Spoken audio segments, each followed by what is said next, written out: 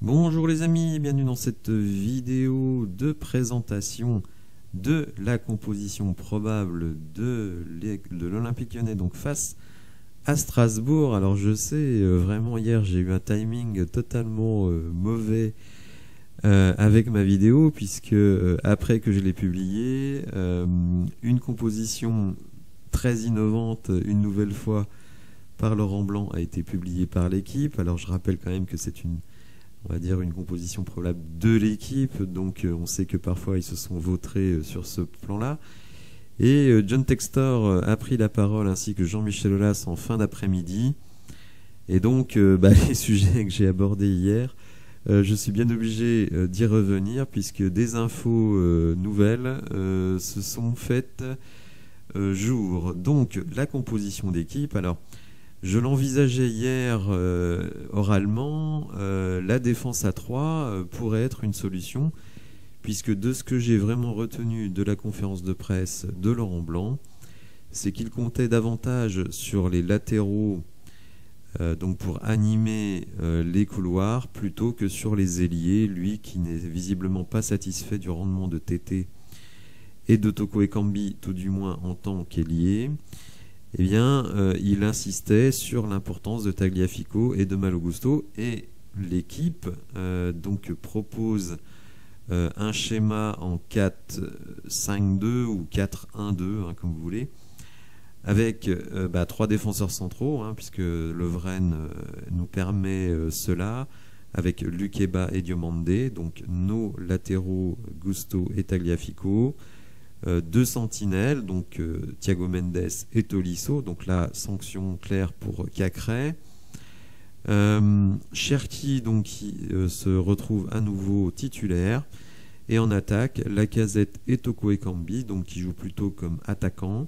C'est un système que Laurent Blanc a utilisé à son arrivée, notamment pour sécuriser des points. Laurent Blanc fait des expériences, hein, il essaye beaucoup de choses pour trouver quelque chose qui le satisfasse. Je pense que l'arrivée de Lovren, qui sécurise quand même pas mal le centre de la défense, lui donne beaucoup de satisfaction. Il se dit si Gusto monte, Tolisso peut combler, et si Tagliafico monte, ce sera Mendes. Donc il voit beaucoup d'avantages à ce système-là, notamment parce que Tagliafico et Gusto sont réputés quand même pour la qualité de leur centre. Et donc il se dit Lacazette, Toko Ekambi peuvent éventuellement finir les actions. Évidemment, il a une autre solution avec Ryan Cherki. Et quoi qu'on dise de Thiago Mendes, c'est quand même quelqu'un qui a un pied, hein, il est lent et il ralentit souvent le jeu, mais c'est quand même quelqu'un qui a une bonne technique, tout comme Tolisso. Donc il voit avec cet effectif-là une sorte de sécurité défensive, donc avec 3 défenseurs centraux, des latéraux un peu plus expérimentés et des milieux de terrain qui peuvent venir aider, mais aussi des latéraux qui peuvent apporter dans les ailes pour alimenter les attaquants. Un Ryan Cherki qui lui est menaçant un petit peu partout dans cette zone-là, et des milieux défensifs qui ont une qualité de relance. Donc ce n'est pas du tout une composition qui moi me déplaît, loin de là. Bon, évidemment on pourra toujours ergoter sur Karl Toko Ekambi, mais comme je l'ai dit hier en conférence de presse, Laurent Blanc dit que Karl Toko Ekambi à l'entraînement il met la misère à tout le monde, donc il ne comprend pas pour le moment pourquoi ça ne se traduit pas dans les matchs, même si ça s'est traduit à Brest, hein, il faut le reconnaître. Mais depuis, ce n'est pas terrible, voire même très mauvais. Il a pris 2 en note dans l'équipe lors du dernier match. Donc, bon, je pense que Karl Toko Ekambi non plus n'aura pas un crédit illimité, hein. Je pense que s'il ne fait pas une bonne première mi-temps, il pourrait sortir assez rapidement.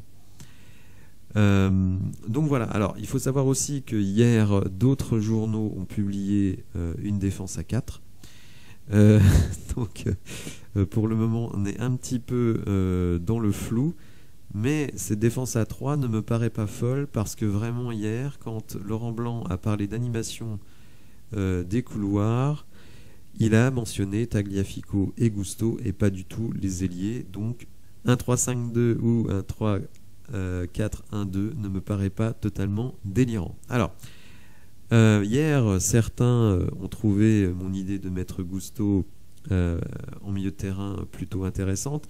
Par contre, ils étaient révoltés contre l'idée que je puisse proposer Dembélé titulaire. Alors attention, j'ai bien précisé dans la vidéo que je proposais Dembélé, mais que ça pouvait être un autre. Ça ne me posait pas spécialement de soucis. Ce qui était intéressant, c'était de remonter d'un cran Malo Gusto. D'une certaine manière, en le mettant dans un 3-5-2 à cette position-là, c'est presque comme s'il jouait un milieu de terrain. Hein. Donc bon, on va dire que de ce côté-là, Laurent Blanc fait à peu près la même analyse que moi, c'est-à-dire un Gusto pas toujours rassurant défensivement. Donc là, vous avez Diomandé et Tolisso qui peuvent l'épauler, mais par contre un Gusto qui est très intéressant dans la projection. Idem pour Tagliafico.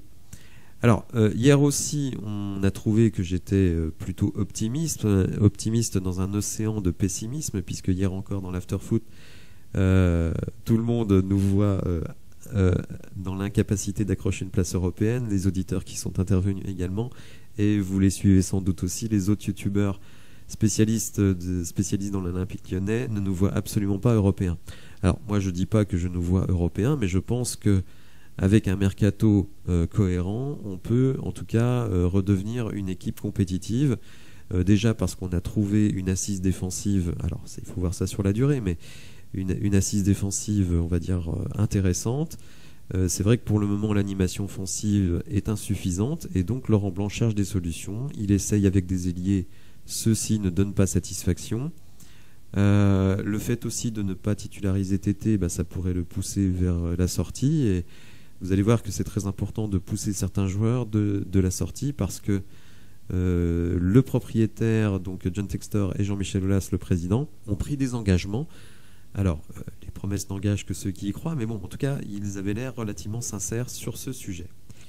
Voilà, alors on notera que deux joueurs notamment ne sont pas dans le groupe, hein, Damien Da Silva ici et Romain Fèvre, et justement, on parle très fortement de Damien Da Silva à Nantes, qui doit combler l'absence de son défenseur central Nicolas Palois. Alors pour le moment, le club de l'OL est d'accord pour le laisser partir. Reste la position de Da Silva. Bon là, s'il n'est pas dans le groupe et s'il voit qu'en défense à 3, il n'est pas sur le terrain, c'est une proposition peut-être qui pourrait l'intéresser, vu que lui qui sera en fin de contrat à la fin du mois de juin. Et Romain Fèvre donc n'est pas là non plus, et on sait que Strasbourg est à fond dessus. Et donc, bon, on va se dire, voilà, Da Silva et Fèvre, c'est quand même pas des joueurs qui apportent beaucoup à l'équipe, donc leur devenir, on s'en fout un peu. Ben non, pas du tout. Parce que vous allez voir que les dirigeants ont pris des engagements très clairs. Alors, Textor et Aulas se sont exprimés à 2 reprises, notamment, vous le voyez ici, dans une vidéo publiée par le site YouTube d'Olympique Lyonnais, donc avec, donc vous le voyez ici, Textor et Jean-Michel Aulas. Donc ils balayent beaucoup de sujets. Bon, et ce que moi j'ai retenu principalement, c'est que John Textor disait que les joueurs qui partiront seront remplacés par des joueurs de meilleur niveau. Jean-Michel Aulas a également dit que des joueurs allaient partir et que, un petit peu comme on a fait avec Lovren, on essaierait d'apporter des joueurs de bon niveau pour la suite de la saison. Alors la phrase qui a été mise en exergue sur l'intervention de Textor, c'est « l'OL a l'habitude d'être en haut du classement et je pense qu'une qualification pour l'Europe est encore possible ». Alors je sais que ça fait rire beaucoup de monde et que peu de gens y croient, mais moi personnellement j'y crois. Alors j'ai déjà un peu expliqué pourquoi hier, hein, notamment parce que je pense qu'on a vraiment amélioré notre défense, et d'une certaine manière je pense qu'il y a peu d'équipes en Ligue 1 qui ont une défense aussi solide que la nôtre, avec quand même un champion du monde, donc Tagliafico, un jeune de qualité, alors même si moi je ne pense que c'est pas un crack, Lukeba, avec Lovren qui est quand même finaliste en 2018 de la Coupe du Monde, troisième cette fois, et il a joué tous les matchs, donc c'est quand même pas n'importe qui, vainqueur de la Ligue des Champions avec Liverpool, et Malo Gusto qui est quand même quelqu'un qui a un gros moteur, donc je pense quand même qu'on a une défense qui tient la route. Comme je l'ai dit, si on recrute un milieu défensif de qualité pour aligner avec Corentin Tolisso et un milieu offensif créatif, pour moi, il y a clairement la place pour se relancer. Alors, évidemment, à cet instant, on a 9 points de retard sur les qualifications européennes, donc c'est énorme, hein, faut pas se le cacher. Mais il reste 20 matchs, c'est-à-dire 60 points à distribuer. Et déjà, si on a une meilleure défense, je pense que quand même, on peut avoir davantage d'ambition. Et c'est à Laurent Blanc, à partir de maintenant, de trouver l'animation offensive, donc soit avec les joueurs qu'il a à disposition à l'heure actuelle, soit par des recrutements. On est le 14 janvier, il reste encore, on va dire, un peu plus de 2 semaines pour améliorer l'équipe. Donc on verra, c'est sûr que s'il n'y a aucun recrutement d'ici la fin du mois de janvier, les ambitions, il faudra les ranger au placard. Mais si on ramène 1 ou 2 joueurs qui clairement améliorent l'équipe, moi je pense que c'est possible parce qu'en plus, avec les jeunes qu'on a sur le banc, je trouve qu'il y a moyen de faire quelque chose. Voilà, donc on va suivre le match face à Strasbourg évidemment avec beaucoup d'intérêt, notamment cette animation à 3. Bon, je le rappelle, hein, ce n'est que l'équipe probable selon l'équipe. N'hésitez pas à me dire dans les commentaires ce que vous en pensez. Si vous avez aimé la vidéo, n'hésitez pas à la liker, à vous abonner à la chaîne. Et je vous dis à bientôt pour de nouvelles infos. Merci, au revoir.